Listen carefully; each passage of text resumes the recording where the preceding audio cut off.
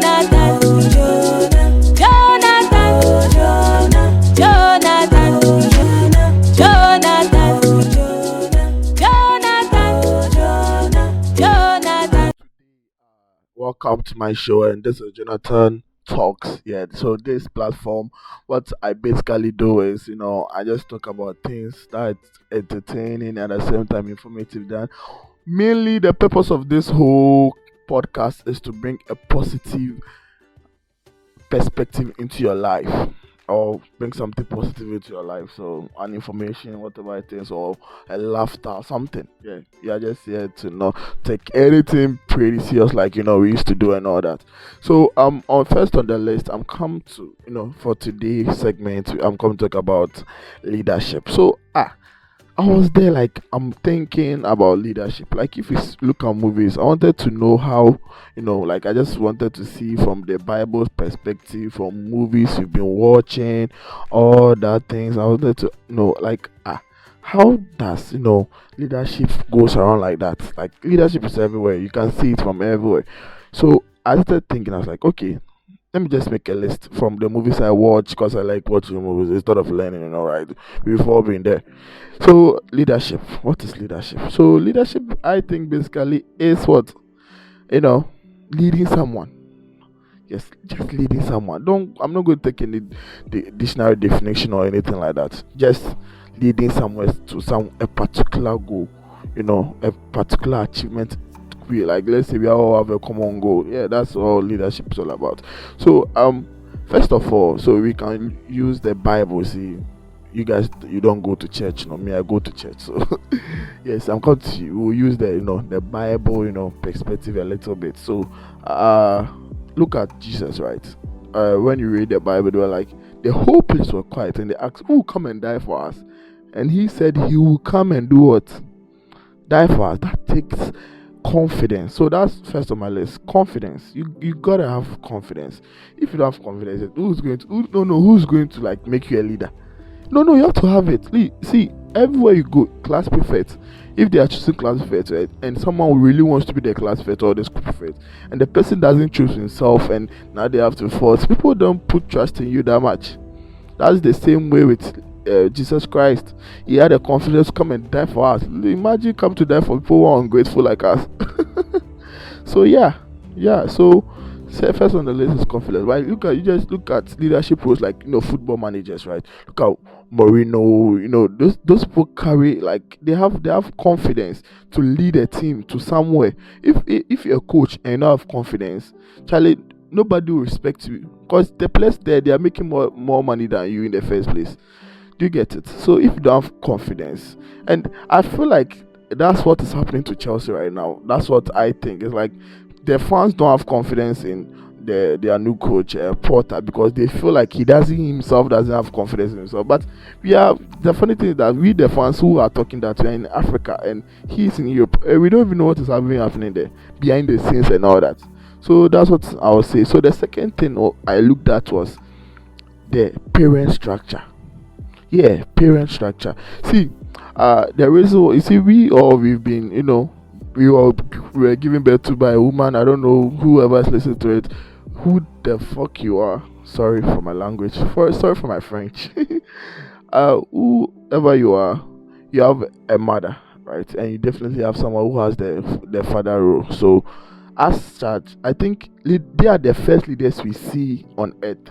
You just, like, the first leader you see on earth is not your teacher, it's not your class prefect, it's not your school prefect or anything. It's your parents. They are your first leader. They are the first people who God gave, or if you don't believe in God, you believe in Allah. Allah gave them the responsibility of leading you to somewhere good where you don't do things which is against the society or something like that.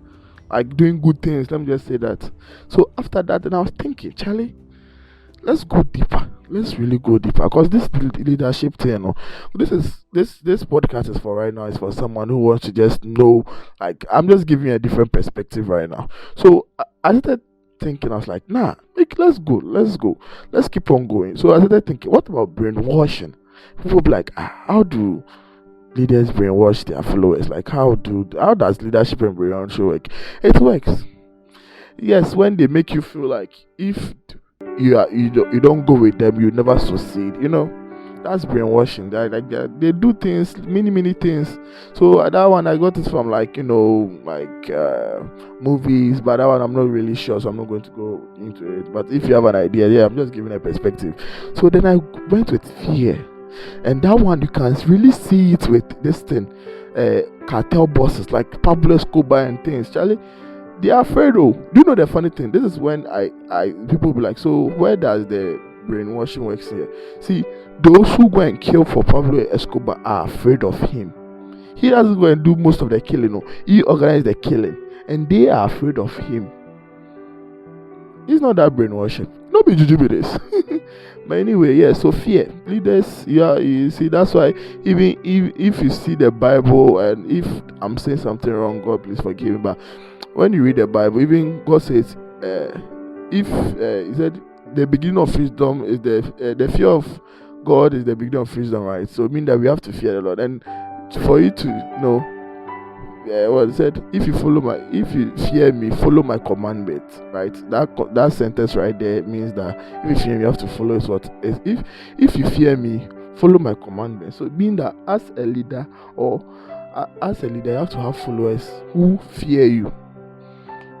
So you have to happy, fine with them, but like when serious come, they have to fear you, because that's the only way the group or the society or whatever your group is called is going to achieve their objectives and goals, right? So yeah, you have to put a little fear in God in them. That's why even the Bible says, if you spare the rod, you spoil the child and all that. That's all part of the fear. So trust, that's the biggest part, Charlie. That's the biggest part. Charlie, trust too. If you don't trust that whoever is leading you. So this thing, I started thinking about it, and it sent me straight into this thing. What's the name? Like CEOs, like companies. Like there are people who build company, right? Build company, and they are the leadership role or something, leadership role or managerial role. Lies the same as being a leader, and they lie to them for their subordinates. So it's like they don't trust them anymore. And if immediately you do that, you're not going to be a good leader. Yes, I know they will tell you, people will be like, oh, leaders are born. We born leaders. What? It's a lie. It's a lie. What did I say? If anybody tells you they never born anybody who was a leader, they just have symptoms and signs that they are leaders, but no, they don't born anybody who's a leader. So yeah. So yeah, you as a leader, you have to be trustworthy. If you do something wrong, even if you fuck up, Charlie, go and tell them that, oh Charlie, I fucked up. Yes, tell them the truth now, because one thing I've learned so far in movies that no matter what you do, the truth will come out. Yes, in movies. So yeah, so I kept thinking, I was like, okay, go on. You are saying wise things for the first time. I'm saying wise things. So I started going on. I was like, make sure you are working with trustworthy people, because trust goes two ways. At the same time, make sure that they are smart. They are smarter than you. You see, as a leader, you're not supposed to be the smart one in the room. That's why when it comes to Tesla and Elon Musk, I don't think he's actually the smartest one in the room. I think he's the wise one who directs the smart ones. Do you get it? Because if you're a leader and you are the smart one, you are not going to go, because you feel like your ideas are king, right? You feel like you and Kwan, your ideas are better than anyone else you have. So as long as you're a leader, you have to know that people who are under you have to be smarter than you. So you have to be able to tolerate whatever they are saying and all that. As I was saying, you have to be trustworthy. Because if you don't trust them, you don't even trust them to do certain things, that will cause your objective or your achievement, you guys achieving that goal you guys have set for yourself, getting it messed up and all that. So you have to also, so trust goes that way. It's give and take. It takes two to do trusting. So yeah, so I did this going on, and I started seeing, as a leader, that's the one big thing you have to do if you want to be a leader. See, so I read this book, I forgot the titles, about something going about fuck yourself or something. So but maybe if I find it, I'll put the link, I'll put the book I'm talking about. So the book basically tells you that if you want to be something, don't just go and say, I want to be a footballer, oh I want to be this, I want to be that. Because yes, what your mom said to you was true. You can do all things, and the Bible said to you too is also true. You can do all things through Christ who strengthens you. You can do it, but first of all, you have to ask yourself before you do that.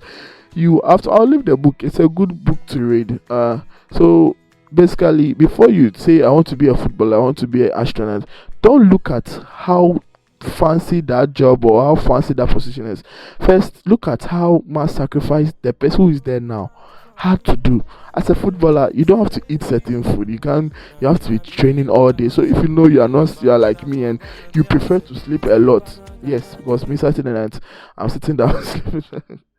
But yeah, if you know you can't do the sacrifice, remember you can't do the job. No matter how much your people in the house are saying yes you can do it, yes you can, it's a lie. First, so everything you do, you have to first look at the sacrifice. So, oh, you want to go to Lagos and go and do mathematics after you barely survived commerce and this thing, SHS, and you want to go and do maths. Fine, I'm not going to discourage you, but ask yourself, can you do the sacrifice? Can you wake up early and be learning? Can you be going to class early and going to, if you need help, can you suck it up and ask for help from your friends to help you if you have some. So you have to know all this before you say you want to be a engineer. Ask yourself, are you afraid of heights like me? Because me, actually, me there high there, easy. So yeah, all this is part. So you have to know that you have to see that's you seeing the bigger picture. So as a leader, before you tackle a role, you have to see the bigger picture. Before you guys would delegate like an idea or try to put it to action, you the leader have the most the biggest responsibility of seeing the bigger picture. Yes, you have to see the bigger. You have to see that, oh, I did where I say and I say. So before you even think of being a leader, you have to have some kind of an experience in that role before. So I'm not talking about class with it. I'm talking about something bigger than that. You can't be an headmaster of your school and you barely have been teaching for like 2 years or something because you don't have any experience. You get it? So you have to see the bigger picture, and that comes with you, knowing about the job. And the last one, as a leader, before you become a leader, you have to know this is the last most important one. You have to know as a leader. You have to know. If you don't know this, then I beg you, bye bye. So the biggest thing or the most important thing I think as a leader you have to realize, or if you want to be a leader, you have to realize this. You have to take responsibility of everything, because as Spider-Man's uncle said, great power comes with God, great responsibility. So it goes 2 ways. To whom much is given, much is expected. So as a leader, whether good or bad, if your company wins as a manager, you also win. If there's a loss, you don't blame the person who did the loss though. Like let's say a bank, or you own a trading company and someone loses 30 million, right? Someone loses 30 million. You are not going to be like, oh, we money. No. If you fire him, it's still your responsibility. It's under you. Anybody under you is your responsibility. You get it? That's why Jesus on the cross dying was like, please forgive them because they don't know what they are doing. Or this on the cross, I don't even know where he got. So yeah, he said what? Please forgive them because they don't know what they are doing. He's taking responsibility. That's a leader. Taking responsibility for everything. When they went to the desert or the mountains and he was preaching, and he realized they're hungry.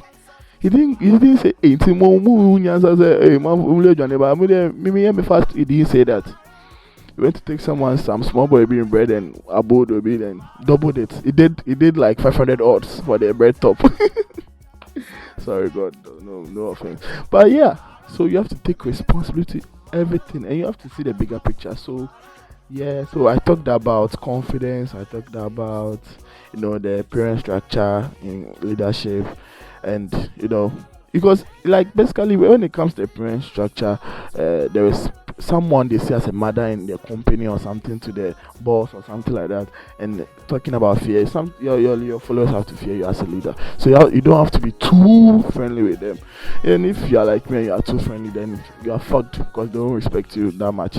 And trust goes two ways, as I was saying. So you have to be trustworthy as a leadership, most importantly, and also you have to make sure that you surround yourself with trustworthy people and smart. Because if they are not smart, they have to be smarter than you. Because your job is to delegate, responsibilities to smart people, not dumb people like people I know.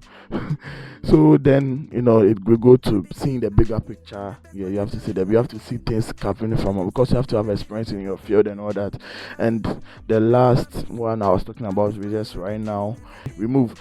So welcome. If this is the first episode. What am I even talking about? But welcome, and I hope you enjoyed it, and I hope it gave you a different perspective about leadership. So thank you for listening, and